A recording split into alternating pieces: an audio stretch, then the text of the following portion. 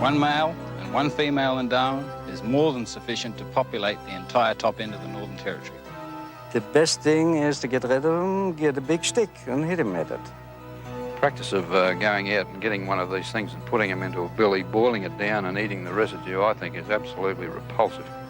When I'm driving a car, I have no hesitation of running over them whatsoever. I couldn't do without them. They're friends.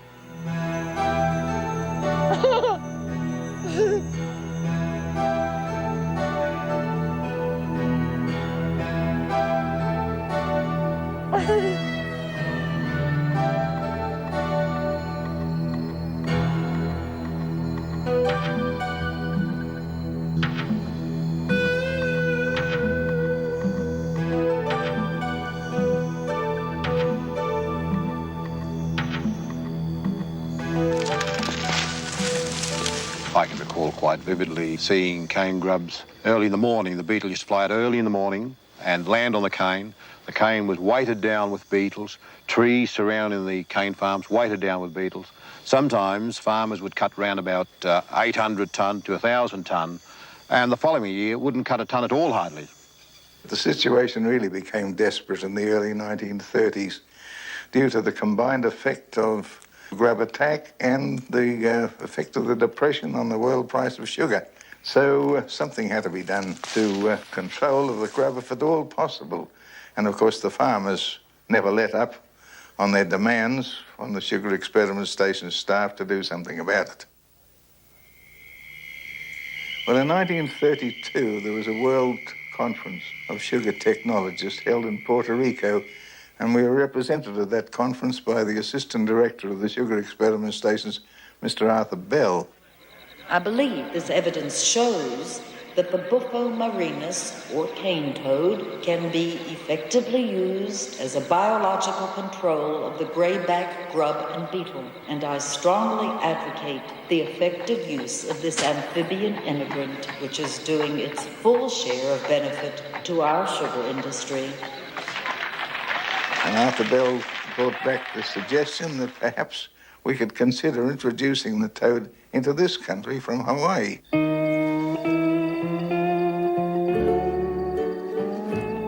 Montgomery was our entomologist at the time, and he was sent over to Hawaii to get a colony of toads together and bring them back to Australia and establish a colony in North Queensland. This he did very effectively. Over the long period, of course, it was necessary to keep moisture up to the toads in their crate to keep them alive. They couldn't feed them during the 2-week trip that they would be experiencing getting down to Sydney from Hawaii. And then, of course, another 2 days to get them to Moringa in North Queensland before they could be put into a pond, into an environment that they could relish.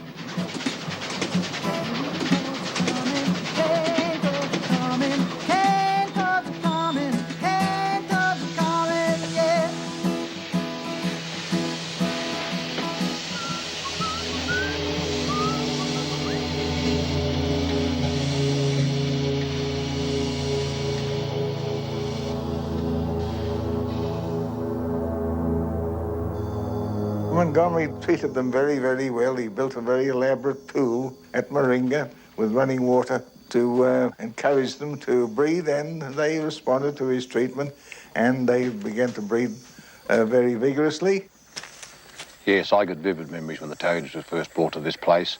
They were brought here by a fellow called Newst in a couple of dishes. There's about 40 toads in number in all, and they were released in this particular spot over there. And, of course, my dad was an Irishman, and he was very, very pleased, and he was jubilant about the whole affair, and more so that he said this, and I quote, "We've got these bloody grubs by the balls this time, and we'll go on to bigger and brighter things." But tragically, we didn't have the grubs by the balls. They had us by the balls.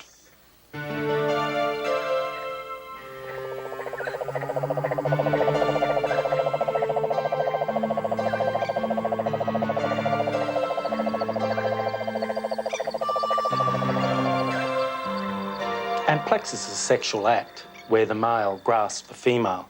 But of course, first he's got to get his female. And after the rains, when you have big areas of temporary water, fresh water, the males will gather around the ponds and they'll call.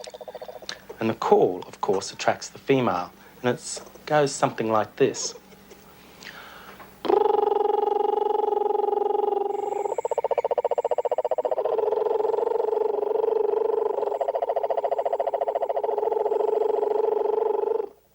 And I suppose the female picks the best or the sweetest of those calls.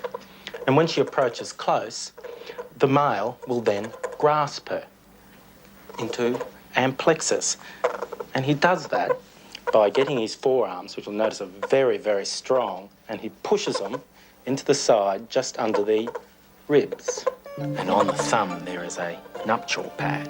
This nuptial pad is very, very sticky, so that when he pushes the thumbs and his hands into the side of her abdominal cavity, the grip is very, very strong and firm. Of course, it's important that this grip be strong so that he doesn't fall off, and so that other males too can't push him off. She takes him into the water and she exudes the eggs in long strands. And as they come out, the male releases sperm into the water, which then fertilises the eggs. And these eggs are either wrapped around vegetation, but usually it's just left to float in the water.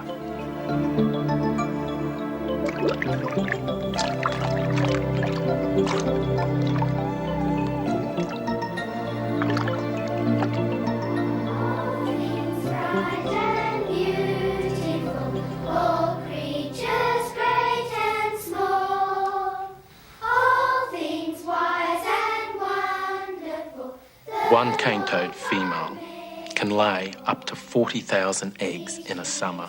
That's a large number of eggs. The theory going that they need the 40,000 just so two can survive to replace the female and the male. But if you see ponds where cane toads have been breeding, more than two survive. The sides of the ponds are just black with young cane toads. And from what I can see, a large number of those survive.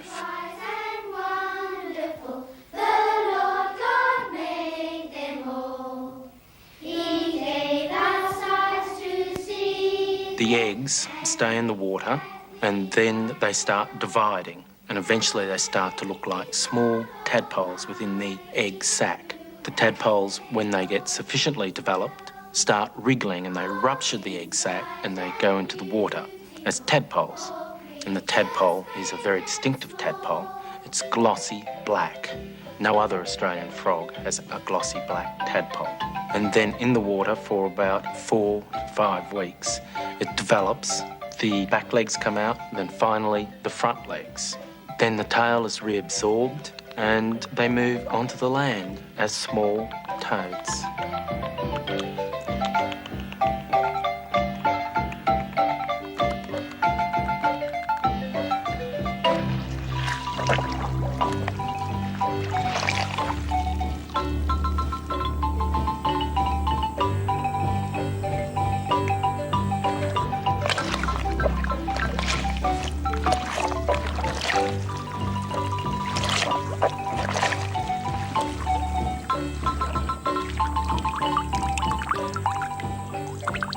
Well, they've been here for 50 years or a bit more, and look, there's just millions of them in this river. There's certainly no shortage of cane toads in the area. They have a tremendous success rate. They can lay tadpoles in small puddles, 15% seawater, clear running rivers like this, just about anywhere. Equally interesting is that these tadpoles, if you look at them very carefully, some of them are beginning to get legs, and they do that at a very, very small body size. The native tadpoles have to get much, much larger than these little fellas, and so they have to stay in the water a little bit longer than what a cane toad can. So cane toads get in fast, big numbers, they're out fast, and it aids their colonisation to a tremendous extent.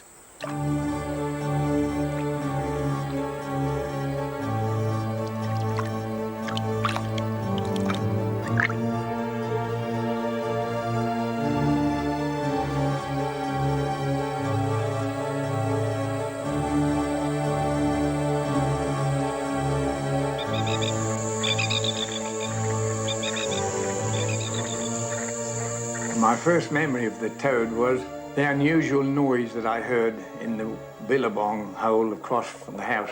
And I did inquire from our pest board officer as to what the noise would be, and that was the giant toad. They soon came out on the roads of a night, and it did look as though they would really be a terrible menace, that they would take possession of everything. You'd flatten them out with a car, and the stench from them would be like a school of mullet coming up the river.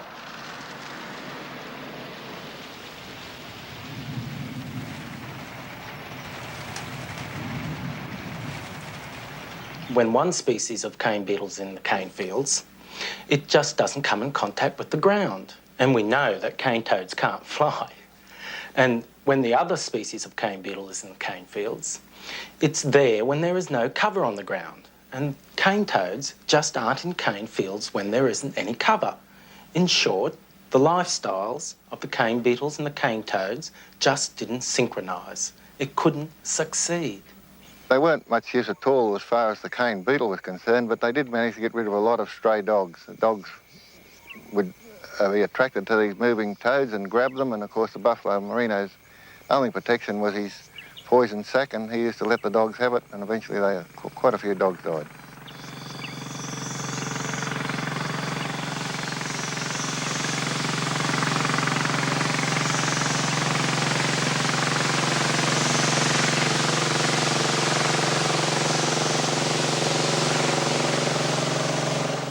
You know, looking back over the years and so forth, when you look at our imports, what we brought into Australia, this must have been a great country long before white man ever came to the joint. We brought in foxes and hares, and then to cap it all off, we bring this monstrous thing called a toad in. An Adelaide man has been fined for his bizarre impersonation of two Queensland identities. Graham Cairns reports. Police told the Port Adelaide Magistrates Court that 32-year-old Philip William Elliott was charged after he was found crouching on the side of a road at Birkenhead in Adelaide. Police say Elliott was jumping out onto the road into the path of oncoming cars. When he was questioned, he told them he was Sir Joe Bjorky-Peterson and a cane toad. He's pleaded guilty to the charge of disorderly behaviour and has been fined $50. The cane toad spread faster and more widely than we'd anticipated in the first instance. And it wasn't long before it got into southern Queensland and then attracted a lot of attention from people who were not much interested in controlling cane grubs.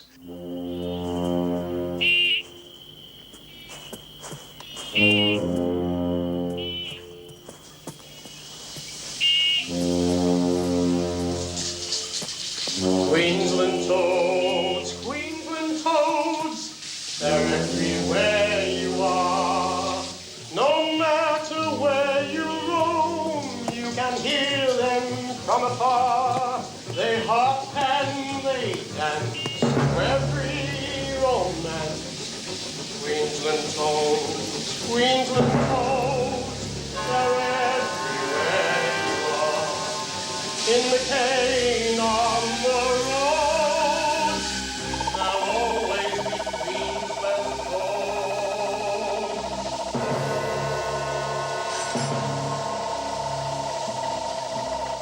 Toad was introduced to about 8 or 9 different cane-growing regions, and since that time they cover about 40% of the area of Queensland, a small portion of northern New South Wales, and they're moving over through the Gulf country and a part of the Northern Territory. It's difficult to go anywhere in Queensland without coming across references to or idolatry concerned with the cane toad, because they are ubiquitous. They're absolutely everywhere. People are brought up with them, I think. The Queenslanders are terribly protective of them, it would seem, that although something as obnoxious as the cane toad you would expect would have been eradicated by now, far from it. They, because they've got them and nobody else has got them, much the same as they've got Joe and nobody else has got him yet, they, I think, regard them with sort of perverted reverence.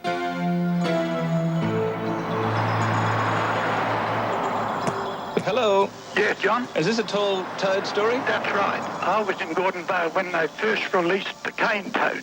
Tell me about your recollections of those days. Well, when they first released them, John. Yes. Now, you know what a kerosene tin is like. Yes. Dropped straight in, they wouldn't go into a kerosene tin. They would have eaten a cat. That's right.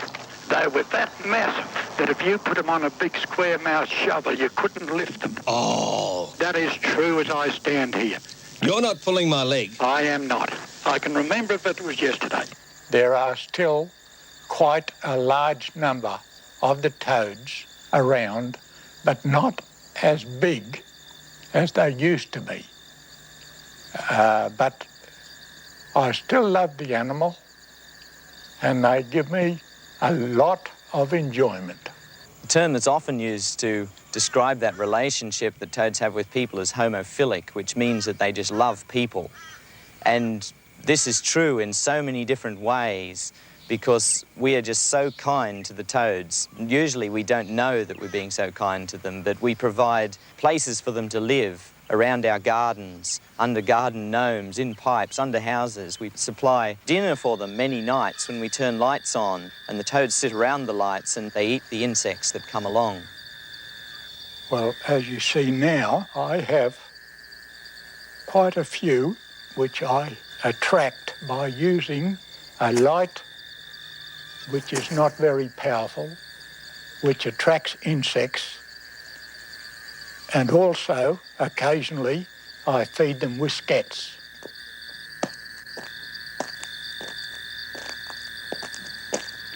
Well, I started feeding toads whiskets because they started robbing the cat's dish of whiskets. So I used to put dishes of whiskets out. They didn't come inside. So everybody was happy. You can hear now a noise probably in the background, which is a toad, which is probably mating. And that's what I like about them. The way they dart at things, the way they hide, and they're cunning enough to peek out behind things. They can be behind a leaf or something like that. If you're quick enough, you'll see their eyes watching wherever you go. I definitely think they're a harmless animal and nobody's got any right to fear about them. I'm not sure whether I would call them pets exactly, but they're mates, as far as I'm concerned. We often see them mating right here in front of us on the lawn. They are a magnificent animal if you just take the care and watch them and just see how they act under different circumstances. That's the hard question, to think of them as friends. They're just friends. Friends, I suppose, because they're around the place. You get used to them, you look for them. They're singing, they're calling. It's not only a pleasant noise, it's a friendly noise, and I love it. They are harmless, and they jump on us, jump on my feet, and they have no fear at all of coming near me or anybody that's with me.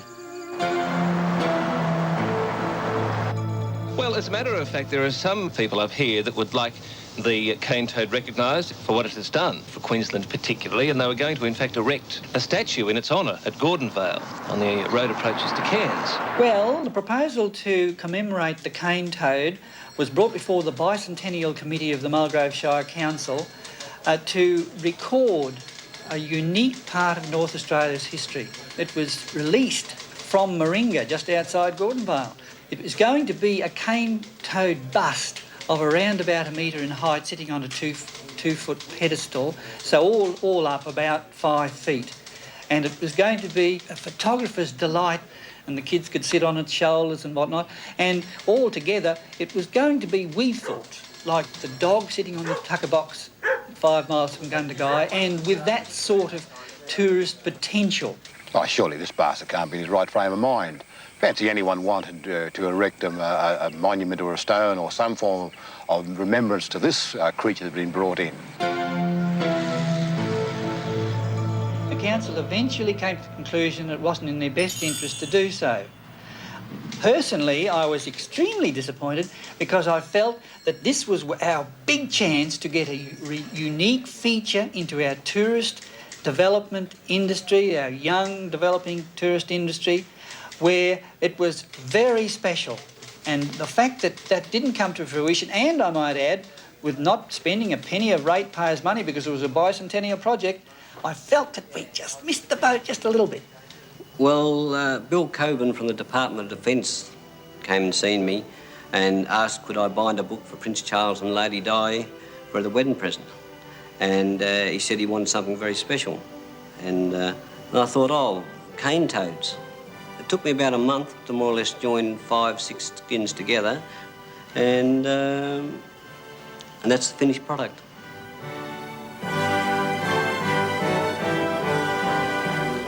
The Department of Defence received a letter from Buckingham Palace, and it reads, "We are both overwhelmed by your great kindness in thinking of sending us such a splendid wedding present. Thank you so much for taking all the trouble to find something which is so greatly appreciated and will bring so much pleasure to both us throughout our married life. Yours sincerely, Charles."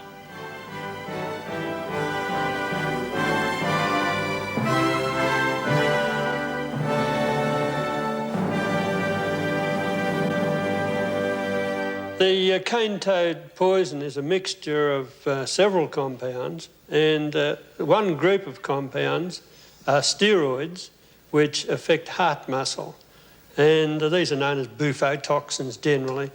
Well, these of course are the toxins that kill.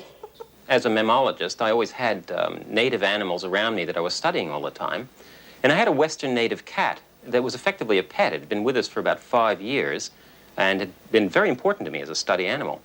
The moment we got to Brisbane, I let the thing out into the backyard, as I was accustomed to doing. It had the run of the outside and the inside. And the first thing it did, it rushed over and grabbed what, to me, in the dark, looked like a gigantic frog. Never even thought about what it was. And I didn't think anything more about it than that. That's a natural thing for a native cat to do. But about 2 minutes later, the animal was obviously in some kind of trouble. It was beginning to sort of stick its tongue out and salivating, rolling around on the ground. Within 20 minutes, that beautiful, unique animal, which I can only say I was totally in love with. This was something I was really wrapped up in. Died in my arms in technic contractions. The glands that produce the toxic material are located in the skin, but they're aggregated over the shoulder in this region here and here.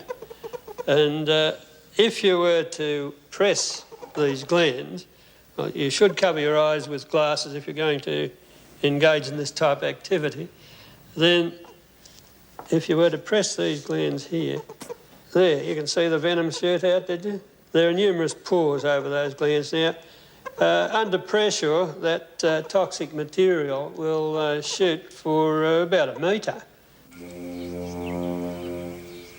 All in all, it's quite a cocktail of compounds, toxic compounds, and I think that people would do well to take care when handling toads. Stay here, Eddie.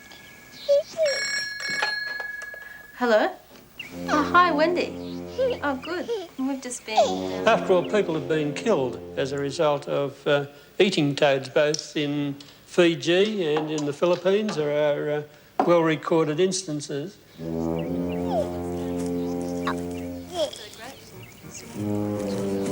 Taken Eddie down there a couple of times.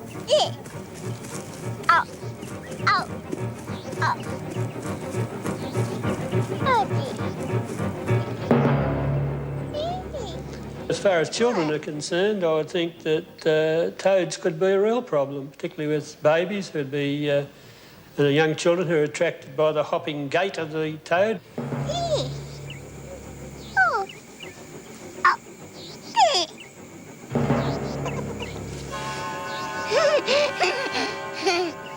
See you then, Wendy. Okay, bye. Children, being what they are, will inevitably squeeze the toads and probably put them in their mouths and suck them and so forth. Well, the results could be quite disastrous.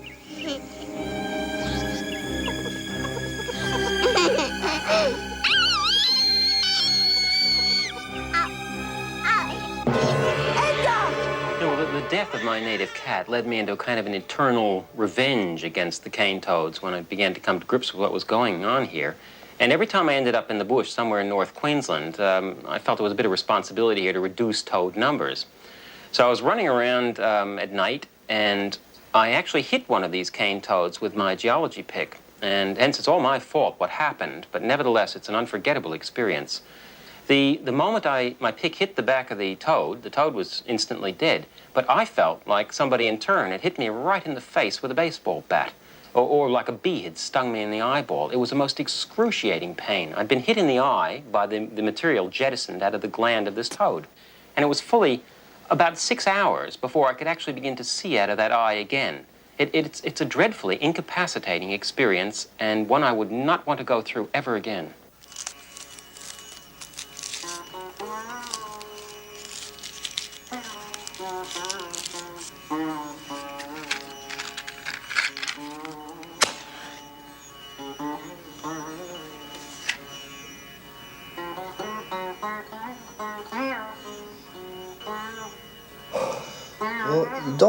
Don Juan says that some of the South American Indians, they when they get the mescaline out of the cactus, they say that that you actually start to see the world through the consciousness of the cactus. That you start to see what the world looks like from the eyes of the cactus. And your toad's the same.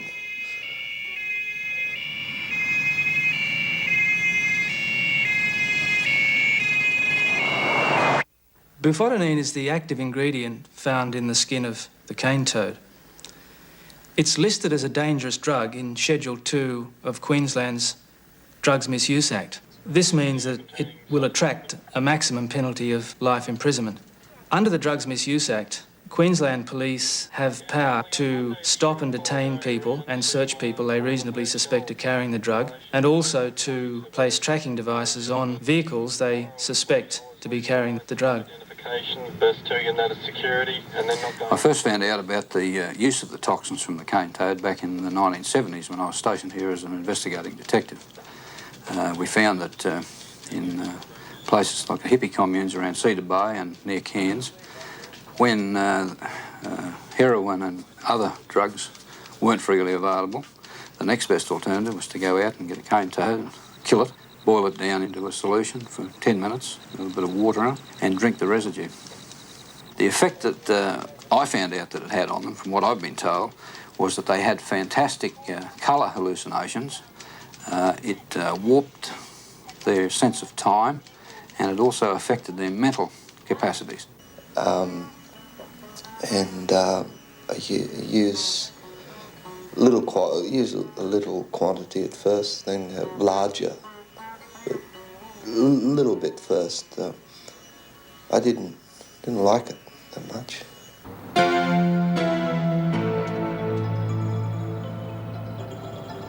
A Townsville man has claimed that cane toads were responsible for the death of 22 of his large goldfish. Mr. Paul Devine, president of the Townsville Aquarium Society, has killed about 200 toads in an attempt to save his fish. I think the biggest loss of goldfish I've had would be the latest time when I've lost a lot of these fish with the cane toads. I lost about 30 goldfish in that time.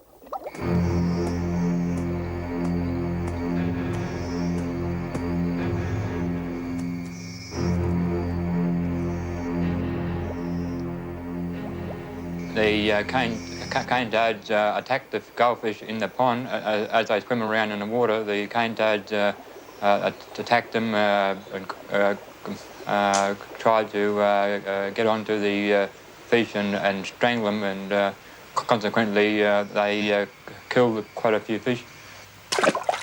The cane toads were looking for someone to something to mate with. I think that's what they were trying to do. In their frenzy to try and mate with them, they killed the other fish. I've had them attempt to mate with my foot. I've had them attempt to amplex with my hand. But most often, I've seen them trying to amplex with hunks of mud. Once I realised what the cause was, I immediately started getting rid of all these cane toads by killing the cane toads. I got a piece of pipe and went about getting rid of all these cane toads. Quite a few of the cane toads were quite hard to kill, so I got a knife and pushed through the others. And after about a period of a week, I killed hundreds of cane toads. They're a bit of a rough bunch, but they're all right outside the pond, but not in the pond.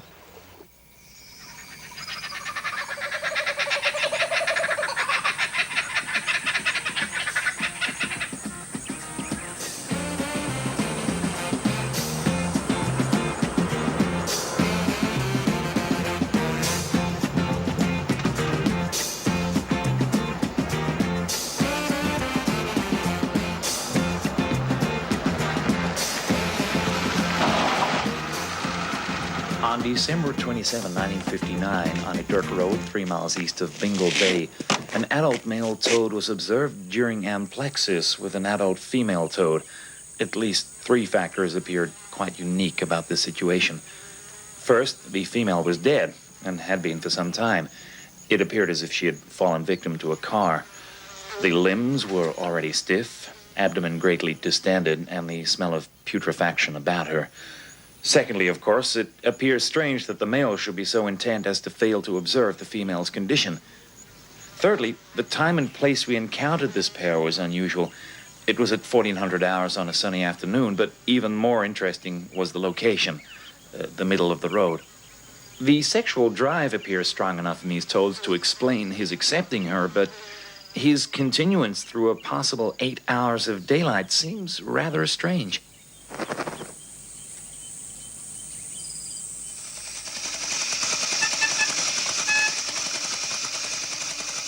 When we first came up north, we had friends that had 2 little girls. And these little girls had cane toads as pets. Instead of little dollies, they had these cane toads. They actually had little dresses made up for them, little skirts and beds in a doll's house. They used to dress the toads up and tuck them into their little beds. They used to carry them about, you know, wrapped up in little baby bunting type of things like you do, little dollies. These girls had names for them. They used to set up little tea parties. And they used to get these toads and scratch their tummy. And the things would lay back, obviously enjoying it, and stick their legs up into the air and just fall asleep. And they were the most contented, good little, I suppose, alive little dollies that any girl could like, but just so ugly. If anyone could love a cane toad, it could only be another cane toad. 'Cause when you love a cane toad, you've gotta love him, warts and all. If your face was like a cane toad, and you wore it night and day, how would you feel if everyone who looked at you turned? What? I wonder what those spots are for. When he's got these 2 spots and these 2 big lumps. If you try, you might discover you can be a cane toad lover. Then I wouldn't have to say, oh, if anyone could love a cane toad, it could only be another cane toad. Get down again. No, you can't get up. No. You gotta get love down, and then I tickle. Just be quiet. When I tickle his tummy, he really likes it. But if I tickle his feet, he doesn't like it. Sometimes I call him Greenie, and sometimes I call him Reddy. Sometimes I call him Cane, almost Toad. Sometimes I call him Dairy Queen. Well, there's a number of popular misconceptions about cane toads, one of which is that they feel disgusting to touch. But this isn't true at all. They feel quite dry, not slimy. The skin is slightly rough, but it does have a nice silky feeling, and you don't get warts from them. Another misconception is that just by touching them, the toads will exude their poison, and this is also not true. For a toad like this to exude any of its poison from its glands, it has to be severely harassed, for instance, being picked up in a dog's mouth and really severely shaken. I mean, to just handle a toad like this doesn't cause it any distress at all. In fact, I think they quite like it. Though a cane toad may look spiteful, and his manners may be frightful, he can be delightful in a toady sort of way. I tell you what, they are getting smaller around here, and like the gentleman said yesterday when we had rain here, we had about 12 or 14 of them on the driveway, and there was some kind of a little bug flying around, and they were going after those bugs. They're all fighting over the one But bug. they sure will eat cat food. Yeah. Thank you for that call. Okay. Have a good day. Bye-bye, John. Bye. Yes, if the dogs and cats don't come straight away to be fed, they will have all their food eaten up by cane toads. They'll just come in, they love anything, gravy and peas, it doesn't matter what it is. If the dog doesn't have it, it's gone by morning. The cane toads do not mess about. They get in for their bit and they eat it all up. One of our ways of amusing ourselves at night time was to feed him with cigarettes. These buffalo merino toads could really smoke. They loved them. It will clean up the slugs, the snails, and a lot of other pests in the garden. The cane toad like to going underneath lights. The lights reflect the moths, the insects. And this way, he goes underneath it and swallows them up. His reaction is the same thing, like a vacuum cleaner. If he sees something drop off, he goes and pick it up and swallow it in like a vacuum cleaner sucks it into his body. Gut content analysis has shown that it'll eat virtually any living thing that's small enough to get in its mouth, from frogs to small birds to caterpillars to insects, crabs, all sorts of things. In fact, one researcher showed that the toad will even try and eat ping pong balls as they bounce past the front of them. So the general selection of food for a cane toad is if it moves, or even if it doesn't move, if it can be fitted into its mouth, then it will attempt to eat it. We even found situations in which the wretched toads were eating the native animals. In one case, a toad was gutted and found to contain in its stomach a pygmy marsupial mouse. Now, this is a very rare native marsupial, which in fact I was studying as a student at that point, so I was very interested. One of these really important animals to me came out of the stomach of a cane toad. Anything that moved that was smaller than the cane toad was potential prey.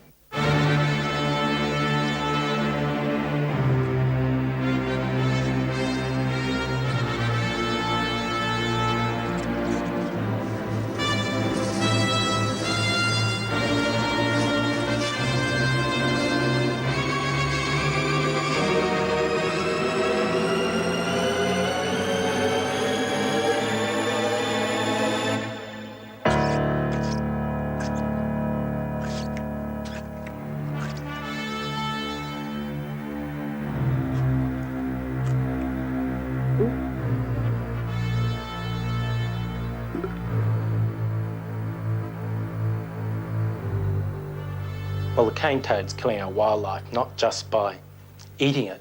It's also killing it by being eaten by that wildlife. This death adder here, for example, has no sooner grasped this cane toad and it's dead. The damage that he has inflicted on the natural environment itself, you take ibises, wild duck, they're all been affected by this fellow. As soon as they eat him, they die. I have seen snakes, taipans, death adders. You'd open them up, there'd be a toad inside them. He has definitely destroyed most of the natural habitat around this place. It was quite common to have kookaburras, for example, brought in with a cane toad half down its throat in a way that a kookaburra could normally manage a native animal, but halfway through the process of swallowing this cane toad, it falls out of the tree stone dead, just like it swallowed a cyanide pill. And this is the thing that kind of scared us. These little walking disaster areas, unlike any other kind of prey that the native animals were accustomed to, they gave the native animals no second chance, no warning, no bitter taste that makes you drop the animal. If they bit it firmly enough behind the head, they were dead. So from that point of view, it's a disaster because it's an introduction of an animal that the bush simply had no experience with and couldn't cope with. He is poses as big a menace as the German army did in World War II. The invasion is on, and I appeal to everybody to, wherever you see a toad, have no hesitation running over and killing the monster.